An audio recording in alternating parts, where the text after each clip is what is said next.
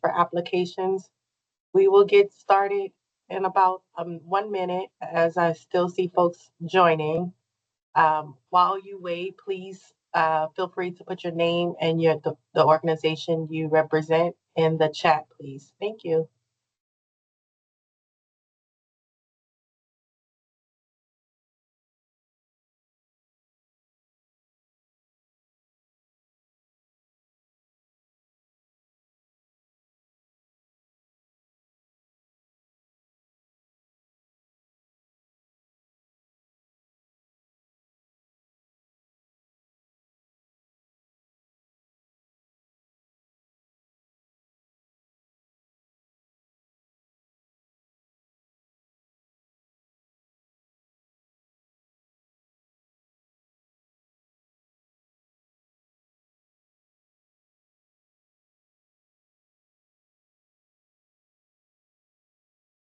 As I see people slowing down entering, we can go ahead and get started. Good morning, everyone. My name is Rashana Walker. I am a supervising development specialist here at Housing and Workforce Solutions, the Continuum of Care. Welcome to our Emergency Food and Shelter Program for Riverside County, our Phase 42 Request for Applications Technical Assistance. Next slide, Julie. So this is a brief agenda of what we're going to be going over for our application for this technical assistance. If you can advance to the next slide, we can do welcome and introductions. And I will ask,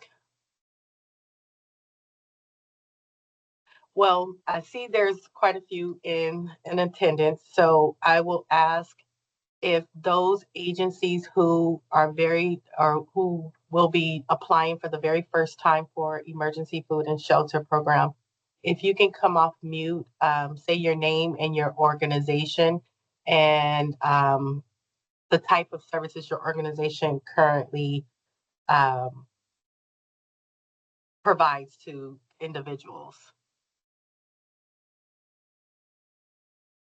So those organizations who are applying for EFSP for the very first time, if your organization has never received emergency food and shelter with Riverside County, I will invite you to come off mute and introduce yourself in the organization you represent.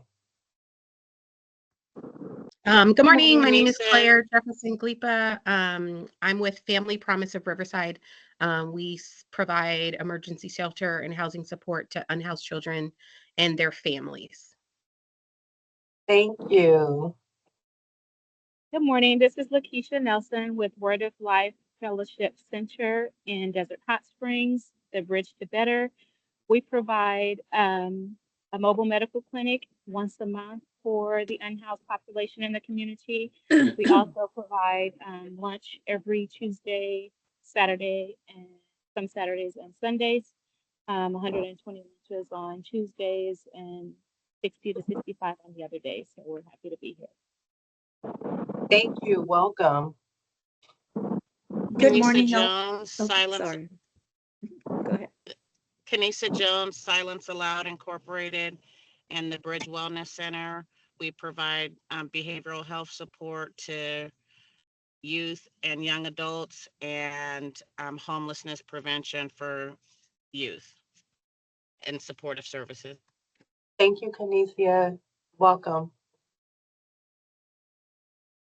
Good morning, Juana Gonzalez. I'm a deputy director with the Office on Aging here, County of Riverside. We provide services to seniors and disabled adults.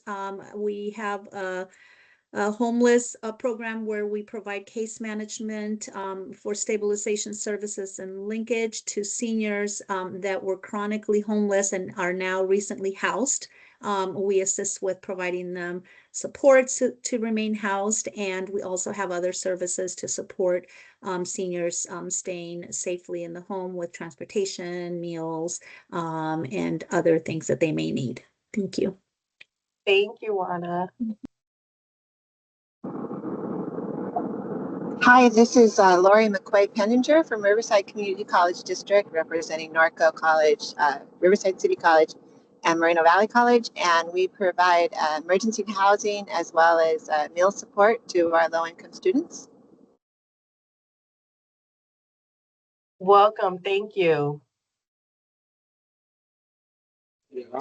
Hi, everyone. My name is Victoria Yerkins. I am with Building Resilience Together.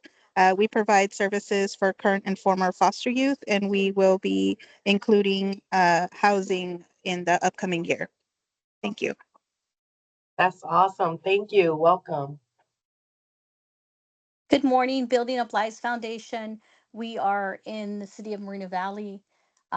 We do food, clothing, housing, PTSD help, help with sexual abuse, child abuse, period.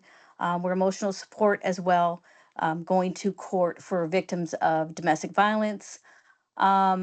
We do quite a few things within our city. This past year, we served over 70,000 within our city. And we're a very small, all volunteer nonprofit. So this is all new to me. Welcome. Thank you Thank you. for all that you do.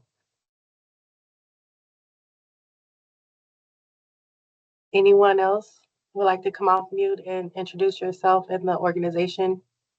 Hi, I'm Candace Graff from Coachella Valley Association of Governments, known as CVAG. This will be our first time applying, and we do street outreach for the homeless in the Coachella Valley, as well as crisis stabilization units, which are considered emergency shelters. Thank you, Candace. How are you? Good, how are you doing? Good. Hi, I'm not sure. Can you hear me? Yes, we can hear you. Hi, this is Tracy Bennett. I'm the director of the Wellness Center at Moreno Valley College, and our Basic Needs Center provides support to our students for housing insecurity and also food insecurity. Good morning. Thank you, Tracy. Any other new organizations new to applying for emergency food and shelter? No? Well, welcome again, everyone. Thank you for joining us for our Phase 42 request for applications. Next slide, Julie. So I'm going to be providing an overview of what Emergency Food and Shelter Program is. EFSP for short. It's a federal program administered by FEMA, and it was authorized in 1983 under the Stuart B. McKinney Homeless Assistance Act, since renamed the McKinney-Vento Homeless Act. So the Emergency Food and Shelter was created to supplement and expand the work of local social service agencies, and that's both nonprofit and governmental agencies, in an effort to help people with economic emergencies. Applicants must not regard EFSP funding as part of their annual operating budget, but it's a supplemental program only. So it's not emergency food and shelter, or EFSP is not meant to be your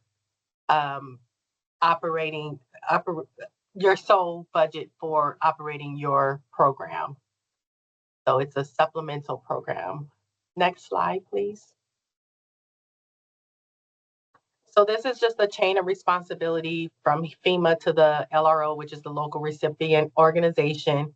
So FEMA receives the funding from Congress, and then it awards the appropriation to the national board, and then a national board, which is made up of mandatory agencies such as American Red Cross, Catholic Charities, National Council on Churches for Christ, the Jewish Federation, Salvation Army, and United Way. So those, if you notice, we'll get into our local board, but those are required board seats, both nationally and the local board. And the national board, they make the policy decisions at the national level. and they select each jurisdiction by a formula to receive the annual funding. And so the national board is the one who disperses the funding to the local recipient organizations. That's one thing that's different with our continuum of care. We are just the local board contact, but the funding does not come directly from Riverside County Continuum of Care. The funding goes directly from the national board to all of the local recipient organizations. The local board, which is board members and the local board contact, we advertise the availability of funds. As you guys have seen since you guys are here at this meeting, we advertise it both locally and we also advertise it in the Desert Sun. So you may see it in the newspaper as well. But the local board oversees the competitive selections and approve the local agencies to receive the funding. There are some policies that the local board determines on a local level. So there may be some policies that you may see on a national level, but then the local board have the authority to make additional changes or authorities or locally in our jurisdictions. Also, the local board reviews the reporting and documentation and submits all of our reports to the national office. Then there's the local recipient organization, also referred to as LRO. And that will be all of the recipients or the organizations who receive funding for emergency food and shelter. They provide the direct services to those who are in need. And they use that supplemental funding to expand your existing food and shelter services. And then lastly, the LRO complies with EFSP reporting and documentation requirements. So that is the chain of responsibility for the EFSP program. Next slide, please. So the County of Riverside Local Board, as I mentioned earlier, there are some required seats that we have on our local board, such as Catholic Charities, Feeding America, United Way, but locally we have some added board members, and you see them here on the screen. I'm not going to say all of them, but you see them here listed on the screen. Next slide, please. So locally, our local board set some funding priorities. So emergency food and shelter can provide shelter, food, and utility assistance. However, our local board has set some percentages based on our local needs and where the funding will be allocated. So 55% of the total local our jurisdiction allocation will be provided for shelter, 35% for food, and only 10% for utility assistance. Next slide, please. So the request for application process. So award expectations. These awards will be awarded funding. Riverside County will be awarded funding to supplement emergency food and shelter programs throughout this jurisdiction. The spending period is set forth by the national board, but I do want to note that the information for the new spending period has not came out yet. So the spending period we have here, the beginning is January 1st, 2025, because we're assuming that the last,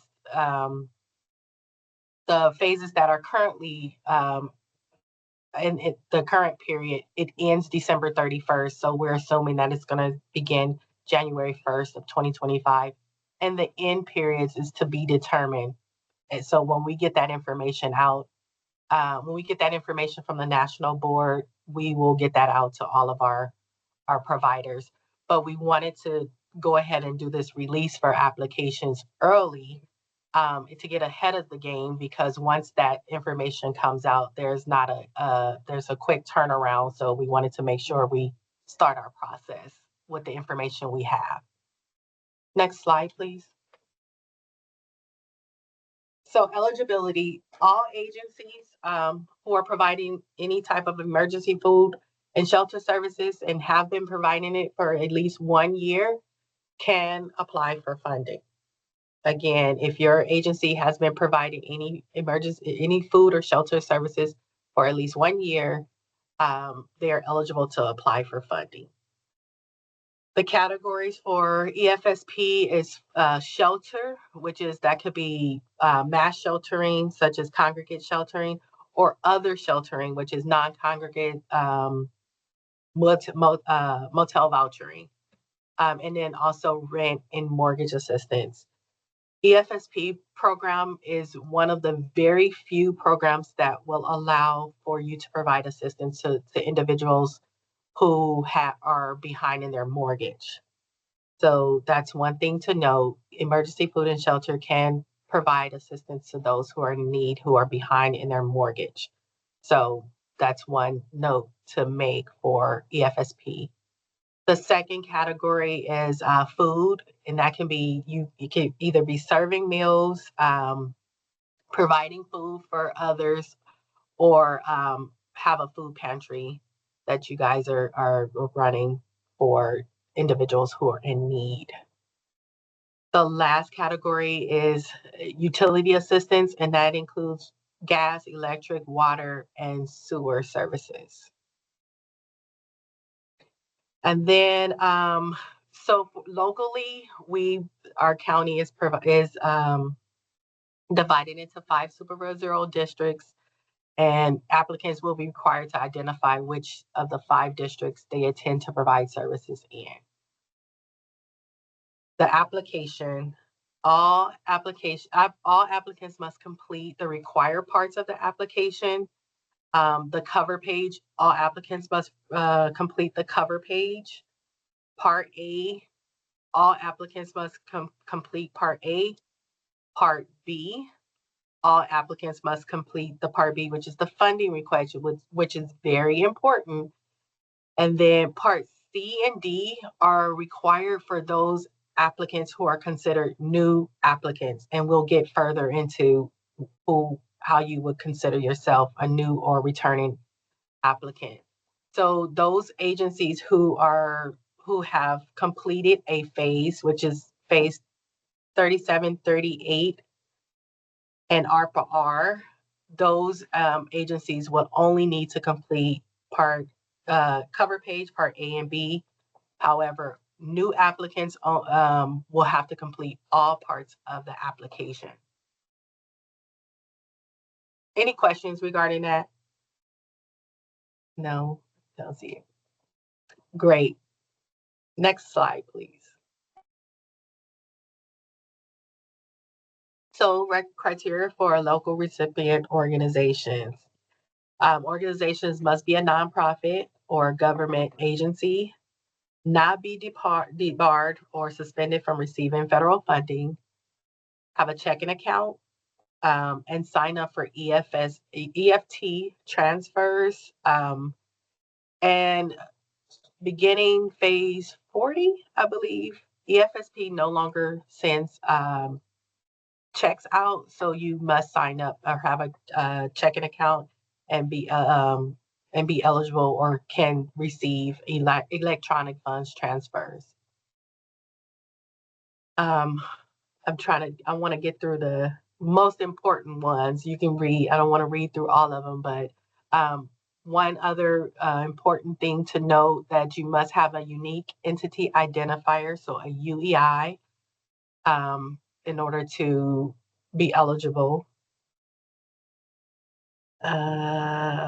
Important. Have a voluntary board, if private, not for profit. And then to an extent practical, involve homeless individuals and families through employment, volunteer programs, etc., in providing that food and shelter program. So must have to any extent possible, we want to see some involvement of individuals with some type of lived experience. Next slide, please. We went over the eligible activities, but again, mass shelter, other shelter, which is hotel, motel, rent, mortgage assistance, served meals, food pantries, food banks, metered utility assistance. The last one is administrative costs. However, only the local board contact could claim the administrative costs because it's only 4% of the total jurisdiction allocation. So the local board contact only will be receiving that administrative cost. So LROs can only apply for all of these activities except for the last one. So no administrative costs can be will be allocated to any LRO. Next slide, please. Before I see you said, what does that mean by the local board contact? The local board contact is the agency that oversees the process for emergency food and shelter. So the administrator of the program, but it is governed by the local board. Does that answer your question? And if you want to come off mute to further clarify your question. Yeah, I'm just trying to figure out. So what you're saying is that the administrative costs can only be claimed on the organization that's administrating it, but then after it gets passed through to all of us as subrecipients, that we won't be able to claim anything, or our local. I'm trying to understand this. So we can't claim any at all. No, administrative costs. No, because this program is it's a supplemental program. It's only to supplement your main program. So, yeah. So it's not meant to be a long-standing program. Okay, that's still good. Thank you. No problem. And I'll answer a few of the questions I see in the chat now. May we apply for funding to support more than one approved activities? Yes, you can. Okay, so phase 42, again, the allocation of the distribution of categories by the percentages. So if you are a new applicant, you can only apply for up to $5,000 per supervisory district. So if you provide services in District 1 and District 2, you're eligible to provide to apply for up to $5,000 per district. So that will be $10,000. And then there's a maximum of $20,000 request for new applicants per supervisory district. So in that same scenario, if you are a new applicant and you provide services in District 1 and District 2, you can only apply for up to $40,000. Does that make sense? Okay. If you're a returning applicant, which means that you have completed, and completed means you have submitted a final report for phase 37, 38, and ARPA-R, you will be considered a returning applicant. So you can, the minimum request is still $5,000. However, you can apply for up to $50,000 per district. So in that same scenario, but your returning application serving in District 1 and 2, you can apply for up to $100,000 because you are a returning applicant. Any questions regarding that? No? Great. Next slide. So all applications must be submitted in accordance with the standards specified in the RFA. Housing and Workforce Solutions will not pay for any costs incurred in association with the preparation of the application. Project applications and attachments are divided into 4 parts. No handwritten copies will be accepted, and that's due to legibility. We do have a panel that reviews the applications and score the applications. So please, please, please, no handwritten copies of those applications. Submit 1 application that includes the 4 parts as mentioned, and you'll see the 4 parts in the subsequent slide. Submit that application to EFSP at rivco.org. The narrative is limited to 10 pages, including the questions. Any narratives exceeding 10 pages will not be reviewed or scored. Again, new organizations or new agencies must submit all required documentation. And agencies may, must withdraw their proposal, may withdraw their proposal at any time prior to the date and time by submitting notification of withdrawal signed by the organization's authorized agents. So proposals cannot be changed or modified after the date and time designated of receipt. So after the due date, you can no longer change or resubmit any proposals. Next slide, please. Scoring process. So all applicants, those who the new organizations, the narrative is the narrative is broken up into the 5 parts mentioned on the screen: organizational history, performance outcomes, capacity and program management, accounting and financial management, and coordination and collaboration. The points that each one represent is here on the slide, and you should also see that in the application. All applicants must pass the threshold, and they will be evaluated and scored by a review and evaluation committee. And that committee is comprised of non-conflicted local board members and volunteers from the community. So threshold review is for compliance with the requirements, and that's including timeliness, completeness, and submission of all of the attachments and required documentation. Applicants that do not pass the threshold are not eligible to appeal. Organizations that have funds reallocated by a local board or return funds to the national board as a result of gross negligence, inadequate use of funds, failure to use funds for intended purposes, or any other violation of the national board national or local board guidelines, or phase, that's a typo, sorry, but in any of the previous phases are not eligible to apply. Also, organizations that reallocated 25% or more of their funding to another LRO in the last 3 funded phases will not be eligible to apply for this phase. And then scoring deductions, 10 points will be deducted from the total score of LROs that did not turn in required documentation from previous phases by the due date identified by the local board or the national board. Any questions? If not, next slide, please.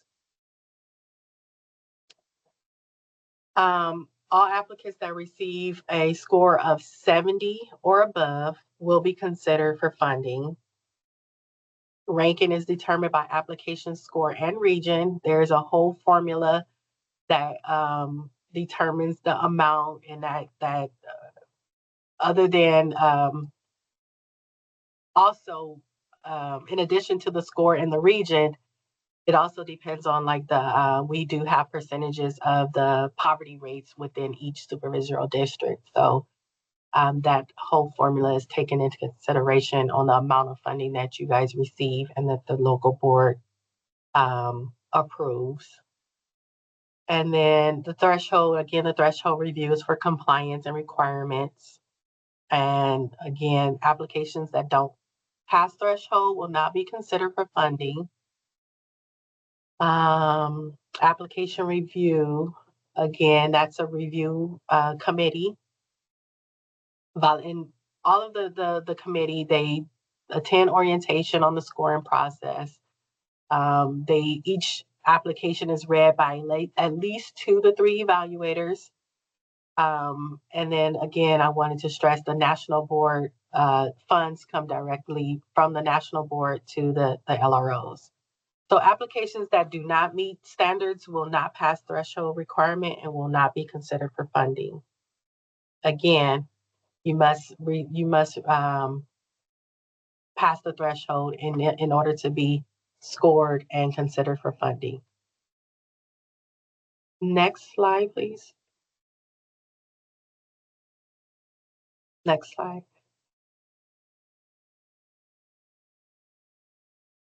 So the project application, the first page is the cover page. That is a requirement because that gives us all the information we need to know about the organization. One thing I do want to mention, if at any moment, if you are do receive funding, please, please, please, as soon as staffing changes and they're part of your contact, please notify us because we do use this page to communicate with each agency or organization. So this page is important to us because this is what we use to communicate with all of our organizations. Part 1 is the applicant information. Please complete that. Again, new applicants, it means that you have not received funding for emergency food and shelter in the last completed phases, which is 37 phase care. It's 37, 38 phase cares. Sorry, it's ARPA-R, not phase care. Sorry. ARPA-R. If you have not received funding in those phases, then you will be considered a new applicant. A question comes up often.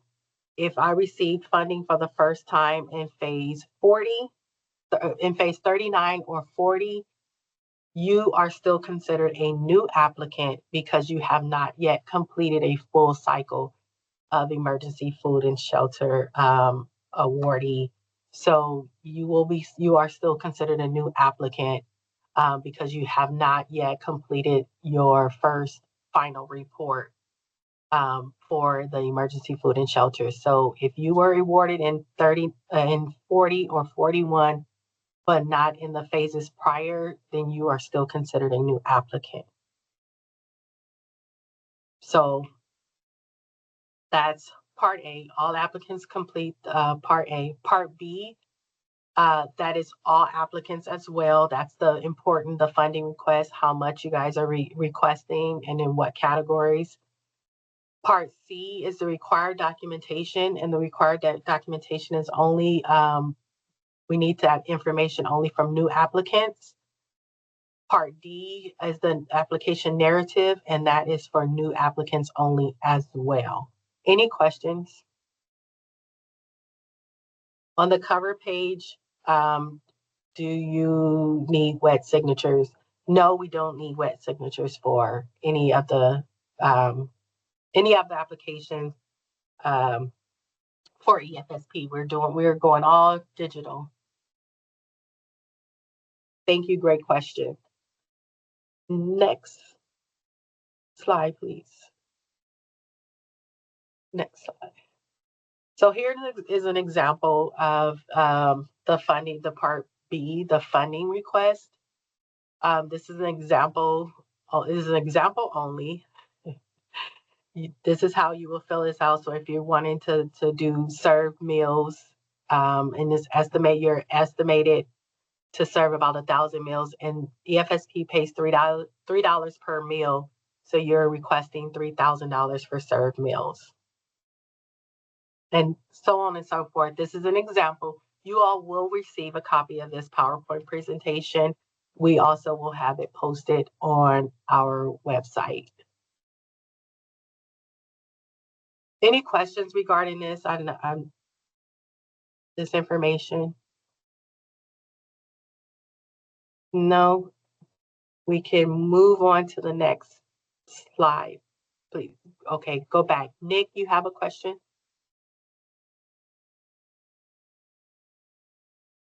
Yeah. Is the estimated meals, is that supposed to be for like a year or? Yes. Okay. Thank you. Mhm. Usually our phases run for a year, and I say usually because since COVID, these phases have been running concurrently. For example, phase 39 and 40, 40. Yeah. 39 and 40 have been running since 2021. So Right. Just wanted to make sure that we should still be keeping that year as. it's the year. Yes. Okay. Thank you. No problem. Thank you. Next slide, please. Oh, Rashonda, did you see my question? This is Brian from CityNet. Oh, sorry.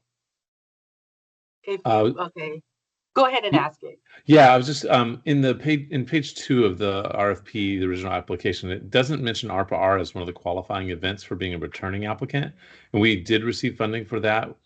So it seems like we're kind of the in between. Are we considered new or are we considered returning? You will be considered new because you have not completed your first final report. ARPA-R is still not finished? No. Oh, wow. Okay. When does it finish? I don't understand why it keeps going. It's supposed to be 12/31, 2024. Oh, okay. However, I have a feeling that they're going to extend it even longer because we got a survey question. So I have a feeling that it's going to also be extended a little bit longer. So. Okay. All right. Just wanted to be clear. Thank you so much. No problem. Thank you. Okay. Rentals is okay. Lisa, you said, can you clarify your question? Yes. Hi, Lisa from Valley Restart here. For so many years, it was only we could help with $1,200 towards rental assistance. And we obviously know rents are much higher than that. So now it's up to 3 months for one person, one individual. We can help. So the cap may have been set for your specific organization, but for EFSP, now you can assist for up to 3 months. There is no rental cap. Thank you so much.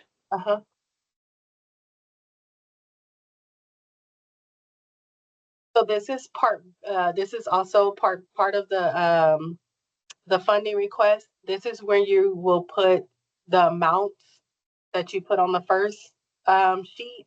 You will put it in the districts that you plan to serve. And this is an example of how you would put that information down in that part 2 of the part B.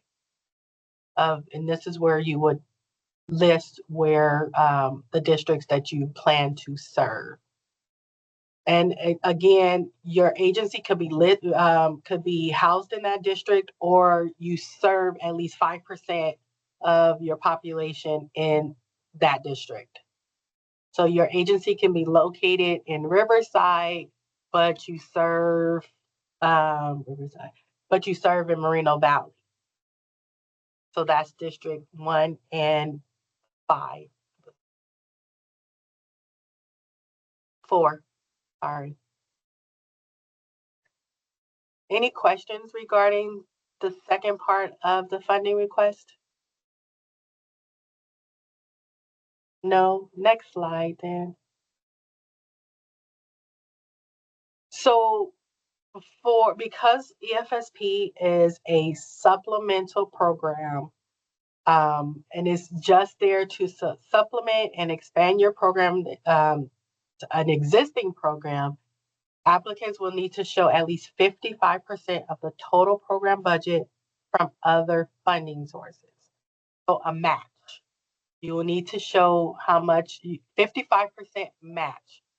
So remember, EFSP is a supplemental program, so it's to supplement your total program budget. So that's why we want to see at least 55% match for this program. And this is an example on the screen here of how you will show that match.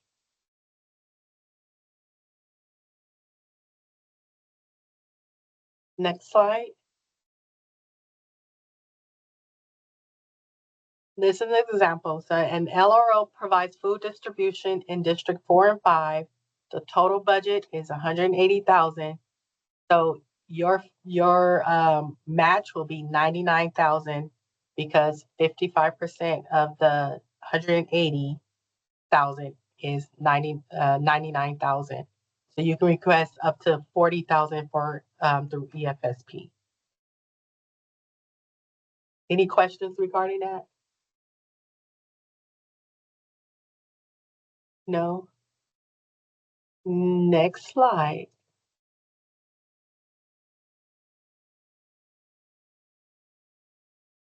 So again, required documentation is one of those factors if you pass threshold.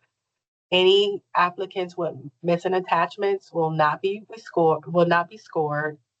And so applicants who do not pass threshold will not be scored. Next slide, please.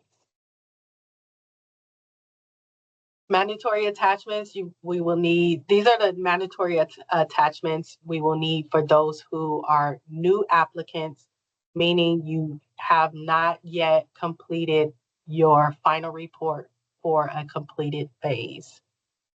So we will need to have these mandatory attachments along with your, attached to your application. Roshana, can I ask a question real quick? Yes. For the match documentation, is that just what we went over? Is that the only thing that needs to be included, or is there anything else that needs to be included for match documentation? What,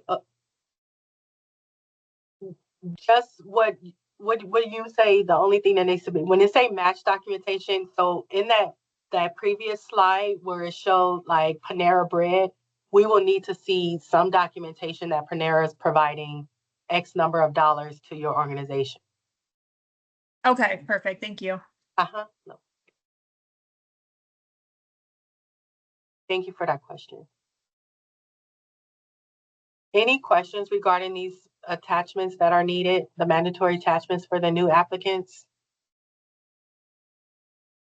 The last two is provided, the templates are provided in the application.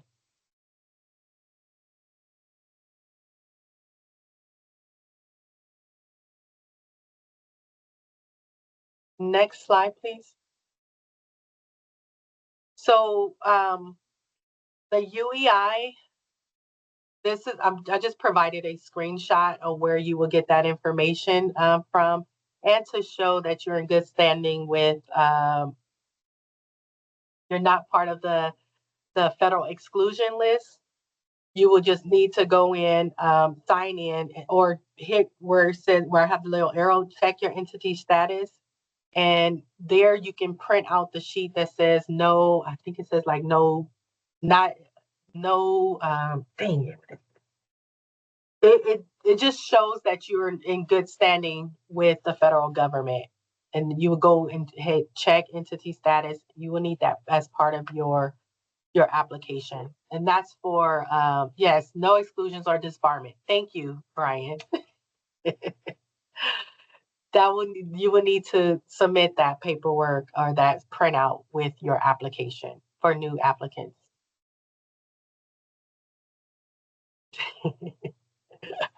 You're a lifesaver. Next slide, Zuli.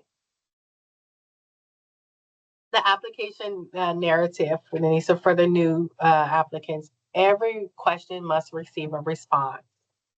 Again, all of these responses will be reviewed by at least 2 to 3 evaluators and scored accordingly. And then all applicants that receive a score of 70 or higher will be considered for funding. So if you receive below 70, you will not be considered for funding. Next slide. Oh, we are towards our end. So all questions regarding this application should be directed to our local board, which is at EFSP at revco.org. Deadline to submit those questions is December 31st. Only questions received by email or written response will be posted, and it will be posted online at our website. And this is actually a hyperlink. So when you get this PowerPoint, you can just click on this hyperlink. But deadline to submit those questions and receive answers will be December 31st, 2024. We will also this call was recorded for this purpose. We are going to be answering the questions that we received during this call as well and have those posted online. And I think that is it, Susie. Let's go through and see if we have any questions. Oh, sorry. Before we do that, this is just the timeline, again, reiterating what's in the RFA questions and answers in December 31st. The deadline to submit the application is January 8th, 2025. So deadline to submit the application is January 8th, 2025 by 5 p.m. No late applications will be accepted. Any others? Next slide, Susie. These are references, and these are links to the National EFSP board website. This is links to our website as well as our local board contact email. And we do have time for any questions right now. I do want to see, anyone want to come off mute and ask your question? I have a question about the 55%. Okay. So, okay, I don't even know how to ask this question, but so are you saying, so when we apply for funding, we have to show that we get matched for 55% of what we're requesting? Is that the way it is? Of the program's total budget. 55% of the program's total budget. So if you're applying for, let's say you're applying for shelter. Julie, can you go back to that 55% match?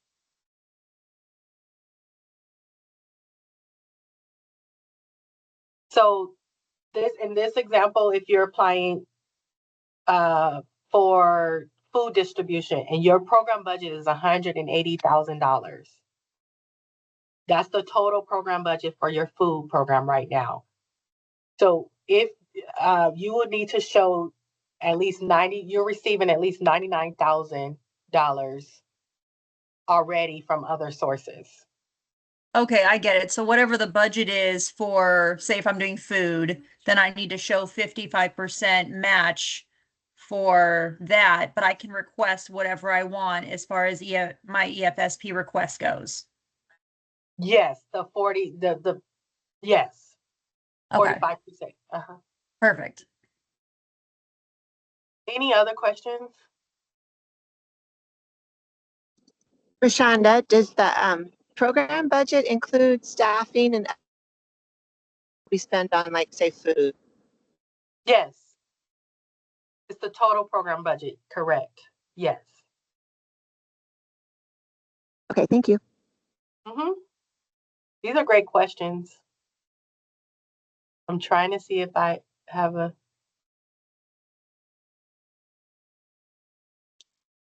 Hi, Rashonda. Go ahead. Lisa again.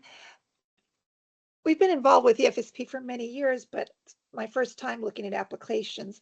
So on part A, 8C refers to affiliations. Many of those listed we are partners with. We work together. Is that what you mean by affiliation? No, your organization is affiliated with, not partnership. Meaning your agency is part of that affiliate. I don't know how to explain it. If you're just partners with them, then no, that's not what we mean. Okay, got it. Thank you. Uh-huh. Hey, Rashana, just one more question on the match part. Mhm. Looking at the application, is there a spot to put what our total budget is? It looks like it's just the current program funds, non-EFSP. Is that supposed to be the entire budget or just what we get from other sources? Julie, can you go back one slide?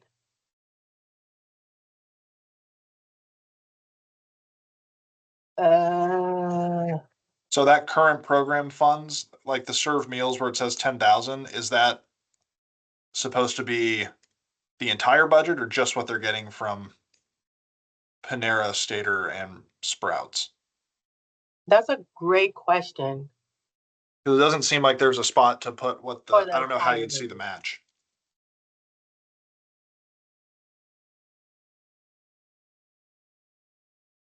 This is the entire budget. Okay. Is that first current program funds, that is the current program budget. Okay, so if you're only filling out like one section of these, then like if it's just served meals, then okay. So it just has to be that I'm just confused. I'm sorry. It's okay.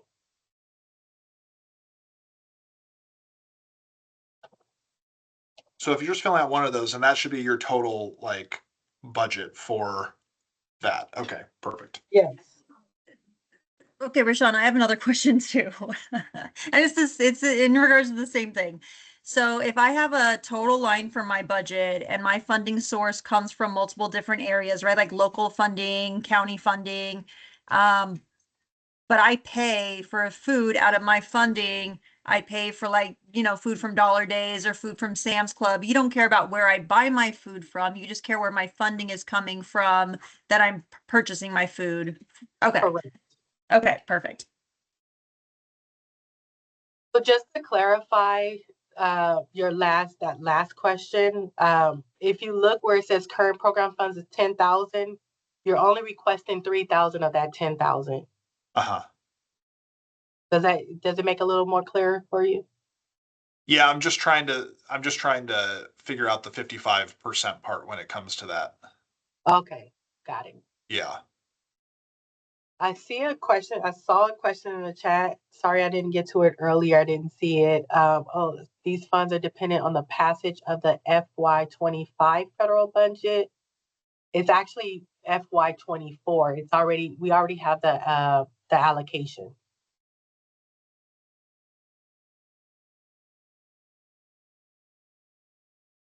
So I hope that answers your question. If not, Lori, please feel free to come off mute. Okay, I have one more question. Oh, go ahead. Oh, I wasn't sure because you said you didn't have your the award dates yet. So then I thought maybe it was No. waiting on. No, we just don't have the details of the spending periods. Okay, thanks. But we have That's our good. allocation now. Okay, thanks. No problem. Any other questions? Yes, one more question. So are we only able to request 40% for funding of the 55% match? Or can we, does the amount of funding that we request, does that matter based on our budget or based on our 55%? Is there any kind of percentage we have to stick to when asking for EFSP funds? So you can request up to 45% of the total budget. Okay. Any other questions?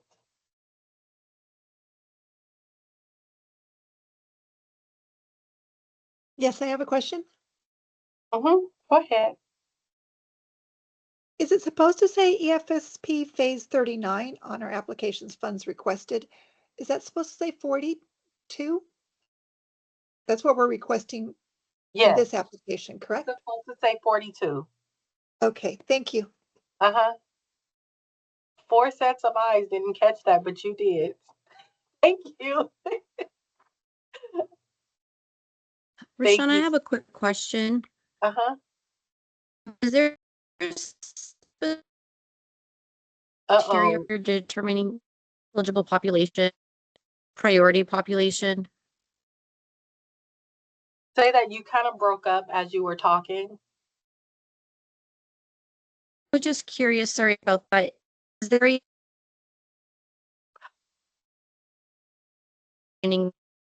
eligible populations each organization serves?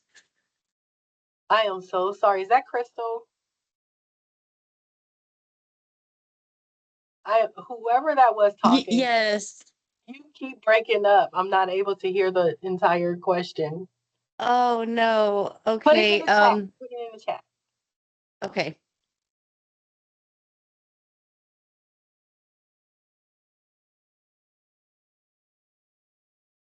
I think it is in the chat. Is there a specific criteria for determining the eligible population that the organizations serve? No, it's whatever your population you currently serve. As long as they are in need. Did I answer that question, Crystal? Because I did find it in the chat. Okay, thank you. Any other questions?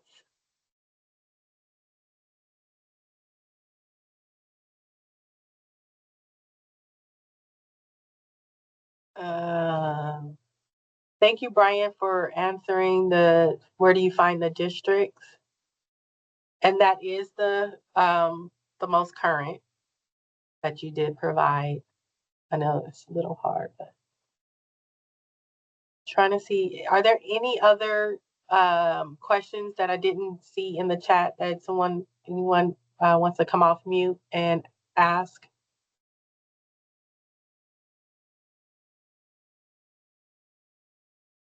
Nope. All right. Hey, Rashana, I have one more question. Can we go to the slide for B1?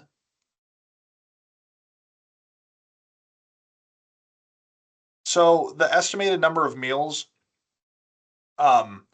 if we have a total that total estimate times the 3 is greater than 50,000, should we only put the number of meals that equals the 50,000, or should we put the total? The number that you're, because remember you can't request more than 50,000 per district. Right. So it has to be just whatever equals 50,000. Okay, thank you.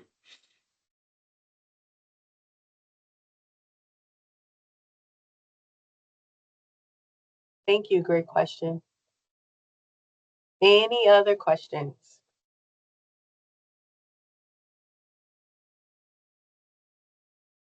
Well, I don't see anyone coming off mute, or it doesn't look like anyone is typing.